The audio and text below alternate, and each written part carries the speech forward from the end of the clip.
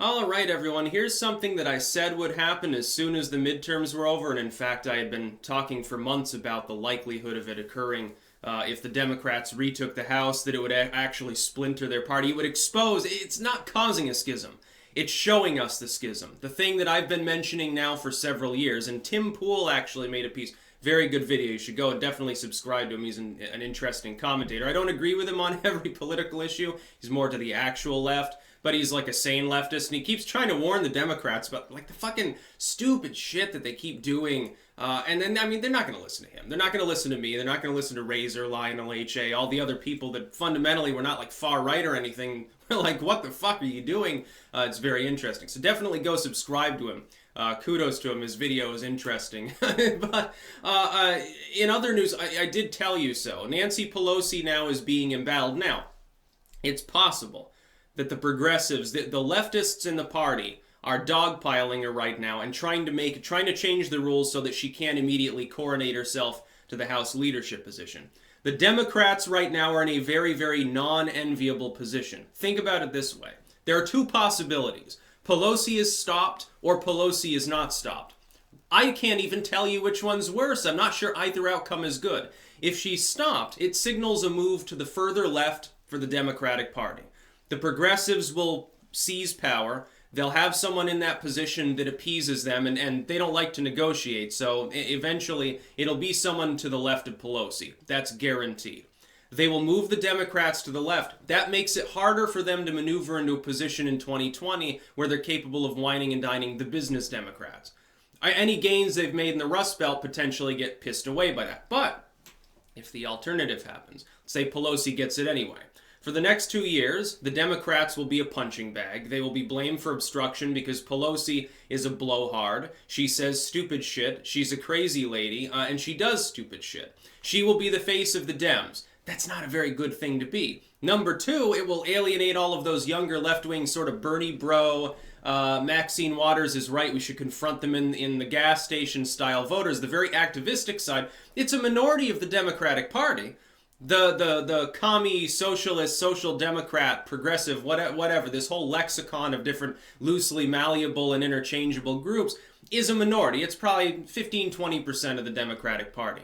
But it's the younger component, and it's the one you really don't want to piss off because they're the ones that will sit there and browbeat you for hours on Twitter.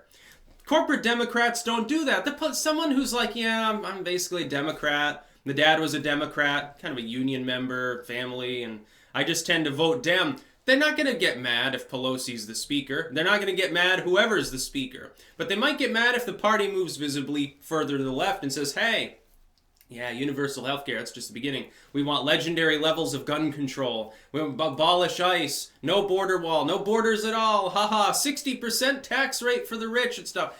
I don't think that that's going to go over as well as you think in the internet era because people will be able to dispel your voodoo economics more easily. They will be able to fight against gun control more easily. The left thought for years that because of the rise of the technological era, they would immediately win forever. They're like, hey, more technology, more appreciation for the science and engineering. We can put out right-think info online. We'll dominate it because we're younger and we've got the celebrity crowd. Haha, you're losing. See, therein lies the problem. What ends up actually happening is that it became a pitchfork-waving free-for-all, that they're trying to take the genie and put it back into the bottle, and it's not working. What they're doing is actually causing the proliferation of new technology that'll outmaneuver them yet again. They might be able to control a small proportion of old-school tech in 10 years. That'll be about all. Over the next couple of years, therefore, Pelosi is either the Speaker of the House and a very, very convenient lightning rod for every form of criticism because, you know, historically, even when she was younger, the last time she was Speaker, she said and did stupid things. She's likes to lord over others. She likes to remind you that she's in power. She's sort of like Hillary Clinton. The problem is that people who act like that tend not to be very popular. Some people are like, well, it's sexism. She's a strong woman. Males can't stand it. No. I guarantee you, even a majority of Democratic females don't like Nancy Pelosi. They're terrified about her leading the party because she's not a good party leader. She already was in control of the House Democrats before. She pissed it away. The Democrats collapsed thereafter, partially because of Pelosi. She's unwilling to negotiate. She wants to get 99% of her way. She won't even throw breadcrumbs to the rest of the Democrats. And she's not really a leftist or a full corporate centrist. She's somewhere trying to straddle the line to save her job. Not going to work very well. And if she gets forced aside, it makes the party look weak and alienates some of the business voters. I told the Democrats their way forward in 2020 would be easier if they hadn't won the House back, because they wouldn't have exactly this problem. They could make the case to their voters, hey, we almost did it. We took some House seats. Give us more support. Get out and vote. We must stop. #resist. We must stop the evil Trump. And it's likely, by the way, that the Republicans would have overstretched if they had maintained the House. Oh yeah, they probably would have gone whole hog on a further right agenda. That would have energized the left. Now they can't do that. Now they'll just be obstructed. Guess who gets blamed whenever you have split government and you have obstruction?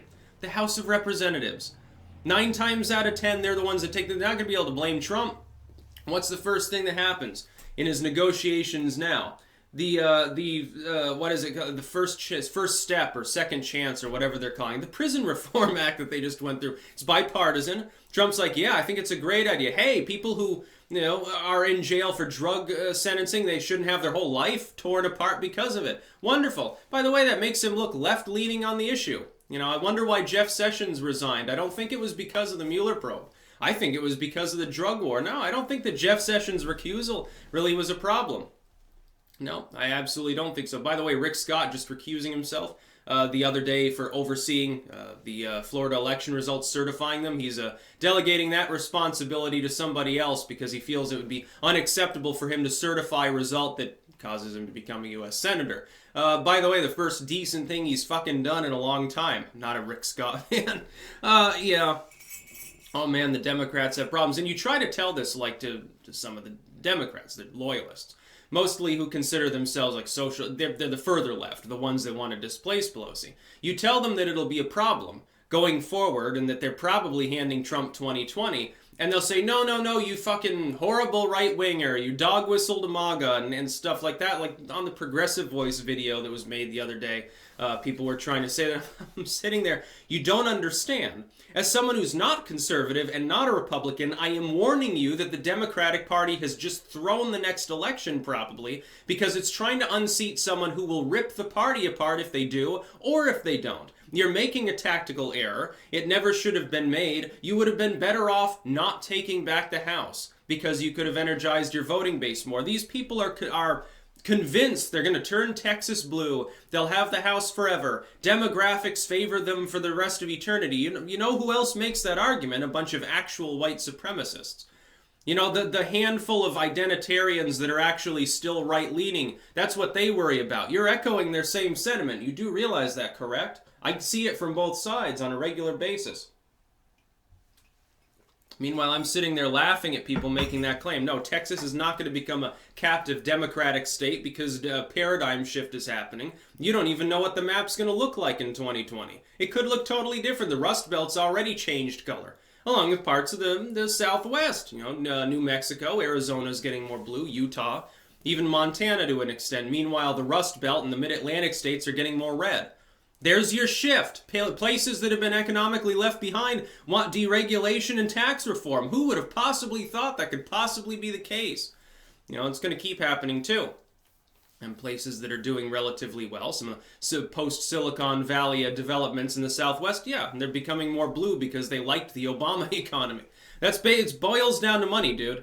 A lot of people think that it has something to do with other, bullshit. No, absolutely not. No, and there's a reason why I was able to predict that exactly this would happen in a couple years. Is I saw the rise of the left, the third of the party that supported Sanders all the way through. They weren't happy with corporate Democrats. Pelosi is basically another Hillary Clinton. They're never going to support that. It's just a case of, and when you look at the Feinstein versus De Leon voting, I told you this was important. That gives you a rough indicator of the relative power between the establishmentarians and the other groups. That's what it shows you. The establishment still has a majority, but it's slipped considerably. It's no longer 65, 70%. Now it's like 55%. Very, very narrow, all things considered. That's the paradigm shift. That's about all. Peace out.